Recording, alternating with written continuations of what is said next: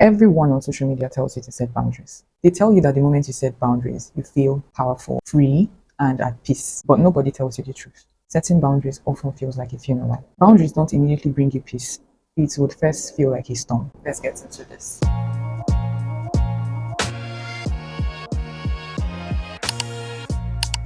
So, as someone who has been very particular about setting healthy boundaries, I have come to realize that the first thing that I felt, especially when I was in the beginning phase of knowing who I am, maintaining self respect, was not peace. It was not freedom. It was not liberation. It was not feeling powerful. It was something else. And I think that it is good to at least be clear about what you should expect at the beginning phase of your setting boundaries journey than to just give someone the idea that it's all going to be rosy, it's all going to feel like freedom and liberation, because that's not true. You're going to end up at that point, but that's not where it begins. It first begins with you feeling guilty. You start to ask yourself questions like, was I too harsh? Did I make the right decision cutting this person off? Should I just have accepted their haphazard apologies instead? Maybe I was wrong. Maybe I took things too personal. Maybe I was too sensitive. Maybe I should reduce the standards I have. What if I end up alone because of all of this? If you are ruminating or second guessing yourself about the boundary that you set, that is actually the initial phase of what it should look like. If you've never exercised this muscle before, it's going to feel weak. You haven't set a boundary before. This is your first time setting a boundary. So it's not going to feel like it would feel if this is your 100th time setting a boundary. So it's okay for you to feel guilty. The point is that you will feel the guilt, but you will not budge on the boundaries that you have set. What you should always do to combat this is at every point when you feel like maybe you made the wrong decision, cutting someone off or telling someone no, just go back and start to recount the reasons why you set these boundaries in the first place. Start to recount the reasons why you had to let this person go, the reasons why you had to tell them no, reasons why you had to completely cut off from them, block them everywhere, and everything. When you keep reminding yourself of those reasons, it helps you stay on track. So, yeah, guilt is something you're going to feel, but that doesn't mean you made the wrong decision. The silence will be deafening. Your room will get very quiet real quick. You might actually look around and find that there is no one there anymore. And one thing that is humbling about this process is that you would think that setting boundaries would eliminate haters, but you will end up seeing that setting boundaries would also eliminate the people that you love that just treated you poorly, that just disregarded you. And that's going to hurt more than when your haters are cut off because you have boundaries. And that's something you have to bear in mind, that setting boundaries would actually keep people that you love out because they don't value you, because they don't respect you, because they don't regard you. And even though you're not going to feel okay about it, you're going to have to be okay with the fact that this is a purging process and you just have to go. Very close to that would be the loneliness that you are going to feel because, like I said, there's going to be silence that will be deafening. Your room will suddenly feel empty. On day one, when you set the boundary, when you cut them off, when you reduce access to you, it will feel like liberation. But then, probably at day 12, day 15, you start to ask yourself the question again, did I make the right decision? Am I going to end up alone? Especially because making friends as an adult is pretty difficult. So it starts to make you feel like maybe I should hold on to the people who were already in my life instead of having this much regard for myself. That me having regard for myself means that I have to let all of these people go. What you would experience is the panic that happens when your phone used to buzz a lot more and now there is silence. So you're not getting calls as much as you used to. Your phone does not ring, no one is checking up on you. And the loneliness starts to feel like you would prefer breadcrumbing. At least there was someone there, at least someone to gist with or chat with, even though they will insult me like 15 times within the conversation. At least I had someone to talk to. Your brain will be playing tricks on you with that because that's what it's used to. That's what your nervous system is used to. You might even find yourself having anxiety because you made the right decision. This is a process of purging, and your brain is going to prefer to be comfortable with what is familiar than what is unfamiliar. But that is what you're training your brain is. That part where your mind starts to renew is quite strange, but it's something you have to stick to. But then if you don't know that, you might end up going back. You will have to be okay with sitting in that silence and respecting yourself so much that you don't go back to what God has delivered you from. The next thing to expect is that people will use skillful shortcuts to bypass your boundaries. When people break your trust, they are actually expected to give a real accountable apology. But some people are too proud or too fragile to give an apology because to them, Saying that I'm sorry would mean that they are admitting that they are fallible, that they are flawed. But we all are, so I don't get it. But yeah, people are like that. They can't just admit that they messed up. But because they still want access to you, they're going to try everything within their power, devise skillful means to still bypass your boundaries and find access to you.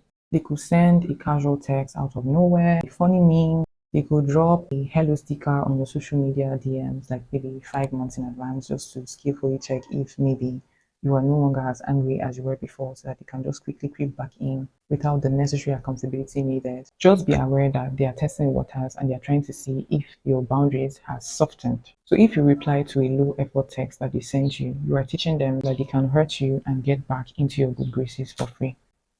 You don't want to do that. Also expect that you'll be villainized for having boundaries. You will suddenly become the bad guy because you have boundaries. The people who benefited from you not having boundaries will not suddenly be excited that, yay, you found your words. They are more likely to throw tantrums and be annoyed at the fact that you have boundaries because your sudden boundaries do not benefit them. They also do not have the capacity necessary to come up hither to meet you at this new boundary or this new standard that you have.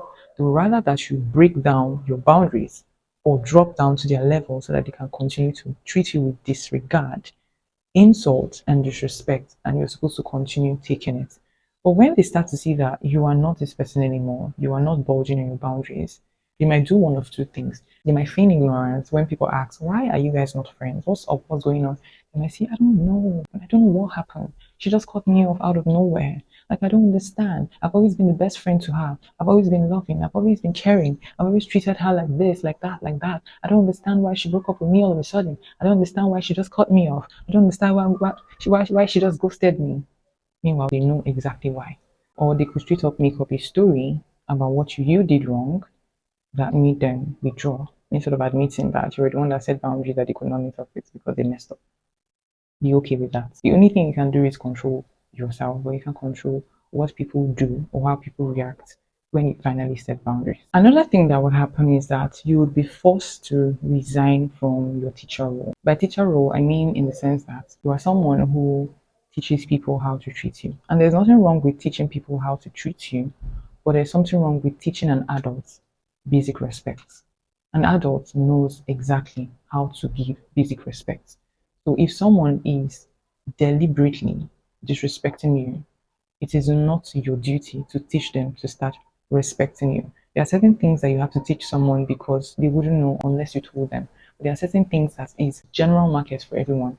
To go to school and learn this, to learn this at home, to learn this in school, to learn this at their workplace, to be morally sound. And when you watch them, you see that they do this for other people. It's just when it comes to you that they suddenly become daft and you have to teach them, oh, when you hurt my feelings, you have to say I'm sorry. That's what you're going to teach someone, an adult. Oh, when you're trying to ask me for something, you have to say please. When you're trying to pass by somewhere, you have to say excuse me. We're taught this in nursery school. This is basic decency, but it is something that you found yourself having to do in your friendships, in your relationships, just for you to keep this type of people in your life. But now, while you are setting boundaries, you're going to have to force yourself to stop being an instructor and become a selector. You're going to observe how people treat you based on your values, based on your standards, based on your boundaries, and you're going to act accordingly. If someone does not give you basic respect and human decency, you are not going to start teaching them how to respect you or how to regard you or how to value you even as a human being because everyone is intricately valuable. But if you happen to be my friend, there's a reason why this friendship should work. We have to both have value for each other, respect for each other.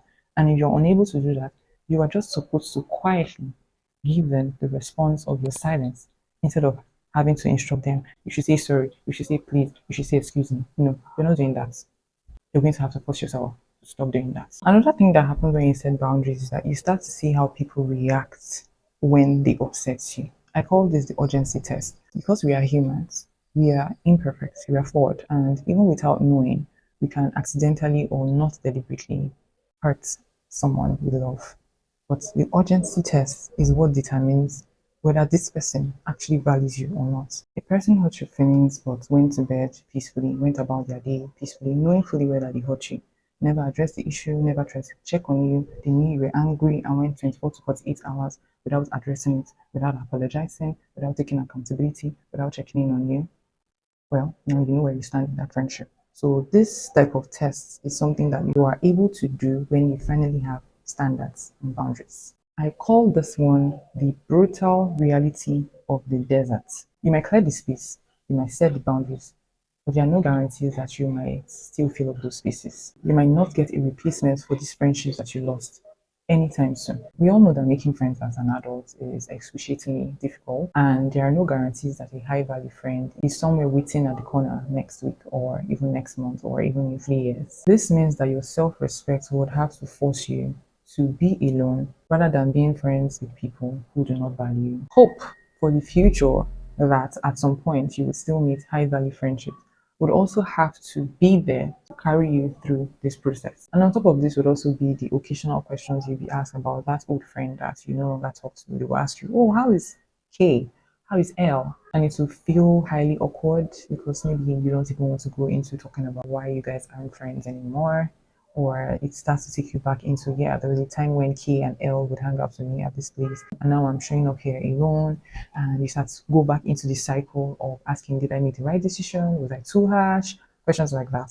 Walking through the awkwardness alone is better than being in an awkward situation with people who do not value you. You are not supposed to compromise your soul to be part of a crowd anyway. In summary, what am I saying? I actually agree with the school of thought that you should set healthy boundaries, but I also believe that the reality of what the beginning phase would look like when you start to set boundaries should be communicated so that when you start to feel that way, you don't run back into friendships, situationships that you have been delivered from or you have been doing a lot of work to get past. The loneliness you are feeling right now is not a punishment. You had to clear out the clutter to make room for high value people. Setting boundaries does not make you difficult, instead, it makes you expensive. It means your peace, your time, and your love has a high price tag. And if someone cannot pay in the currency of respect and accountability, they simply cannot afford you. Until next time, I love you guys. Stay golden. Bye.